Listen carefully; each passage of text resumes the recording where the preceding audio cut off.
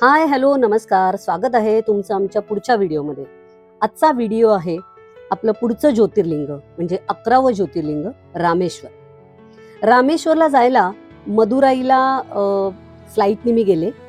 एअरपोर्टवर उतरल्यानंतर साधारण मंदिराच्या दिशेने जायला 2 ते 2.5 तास मला लागले. वाटेत अत्यंत सुंदर असं वातावरण होतं. खूप झाडी, हिरवीगार झाडी, सावली होती, फार गरम होत नव्हतं आणि प्रवास माझा अत्यंत सुखकर गेला. आता साऊथ इंडियामध्ये गेलोय आणि तिथलं फूड आपण टेस्ट केलं नाही असं होऊ नाही शकत. त्यामुळे सगळ्यात आधी पोटोबा. मला माझा टॅक्सीचा ड्रायव्हर तिथल्या लोकल एका हॉटेलमध्ये घेऊन गेला आणि तुम्हाला तर माहिती आहे मला तिथलं जिथे कुठे जाऊ तिथलं लोकल फूड खायला प्रचंड आवडतं आणि मी साऊथ इंडियामध्ये होते त्यामुळे मी तिथलं जेवण कशी सोडणार होते. केळीच्या पानावरचं अत्यंत सात्विक असं सुंदर आणि अत्यंत चविष्ट आणि गरमागरम जेवण करून केवढे पदार्थ आहेत बघा. पोट आणि आत्मा असं दोन्ही तृप्त करून मी निघाले पुढच्या प्रवासाला. जाताना वाटेतच तुम्हाला पांबन ब्रिज लागतो. हा ब्रिज खूपच मोठा आहे. या ब्रिजच्या मधून रेल्वे जाते. तुम्ही बघितलं असेल तर चेन्नई एक्सप्रेस मधलं काहीसं शूटिंग म्हणे या ब्रिजवर केलं गेलंय. पण हा ब्रिज फारच भव्य आहे, बघण्यासारखा आहे. त्यामुळे तिथल्या टुरिस्ट पॉइंट मधलं एक अत्यंत महत्वाचं ठिकाण आहे ते म्हणजे पांबन ब्रिज. तो मला जेवढा शक्य आहे तेवढा मी कव्हर केला आणि तिथून मी पुढे निघाले विलुंदी तीर्थम या जागेकडे. ही जागा फारच चकित करणारी आहे. हा केवढा समुद्र आहे बघा तुम्ही बाजूला. समुद्राच्या मधोमध इथे एक विहीर आहे आणि त्या विहिरीतलं पाणी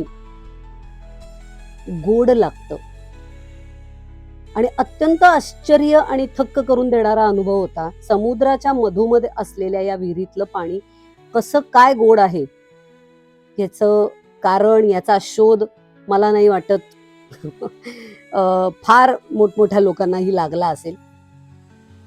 पण येस, मी इथे गेले. मी तुम्हाला दाखवते ती विहीर बघा. समुद्राचंच पाणी वाहत आहे तिथे, पण तरीही इथलं पाणी गोड आहे आणि इथलं पाणी तीर्थ म्हणून घेण्याची पण इथे एक प्रथा आहे. हे बघा.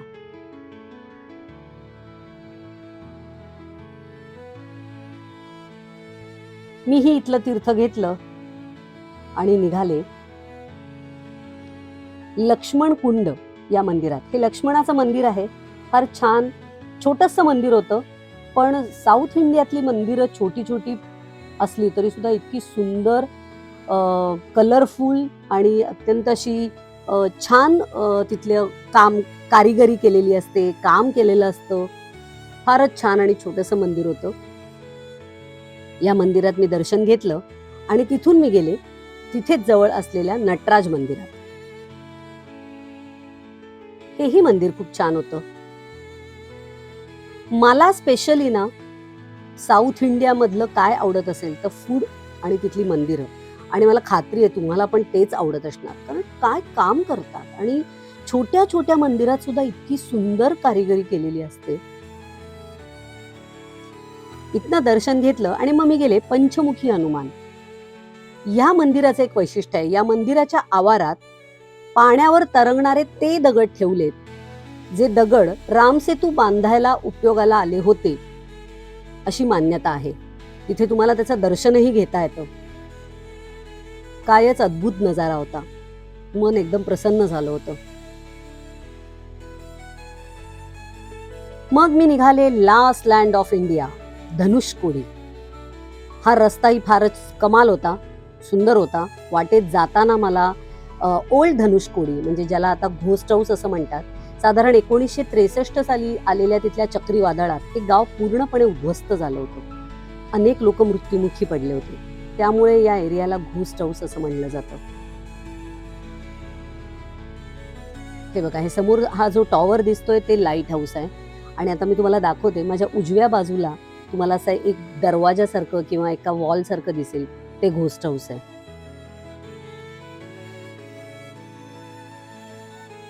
आणि हे धनुषकोडी. इथून राम सेतू बांधायला सुरुवात झाली होती अशी मान्यता आहे. श्रीरामाचे भक्त इथे येऊन या जमिनीला स्पर्श करून डोकं टेकून श्रीरामाच्या पायावर डोकं ठेवल्याचा अनुभव घेतात. फार कमाल होतं. सुंदर वातावरण होतं, प्रचंड गर्दी होती, पण समुद्र किनारा वीक पॉइंट आहे.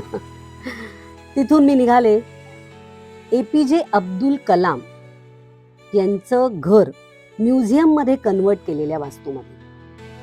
फार सुंदर त्यांनी ते मेंटेन केलंय. हे अब्दुल कलामांचं घर आहे.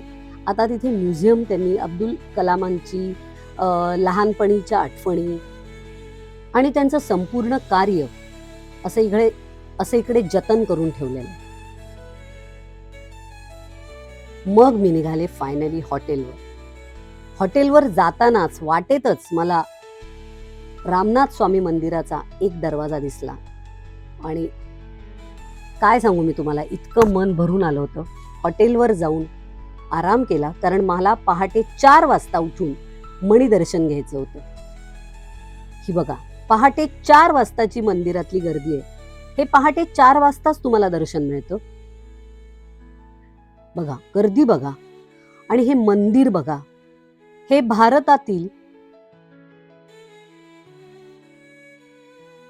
भव्य मंदिरांपैकी एक मंदिर समजलं जातं. प्रचंड मोठे कॉरिडोर्स आहेत तिथे.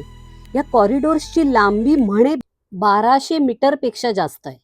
इतकं मोठं मंदिर आहे, पण आपण इतकं चाललोय असं अजिबात वाटत नाही. आणि हा मंदिराचा गाभाऱ्याच्या बाहेरचा परिसर आहे, जिथे दगडी बांधकाम जसंच्या तसं त्यांनी जतन करून ठेवलंय. अत्यंत सुंदर व्यवस्थापन होतं. अजिबात धक्काबुक्की नाही, कसलीही गर्दी नाही. हे बघा, हर हर महादेव. सुंदर असं दर्शन झालं. मग मी गेले अग्नितीर्थम.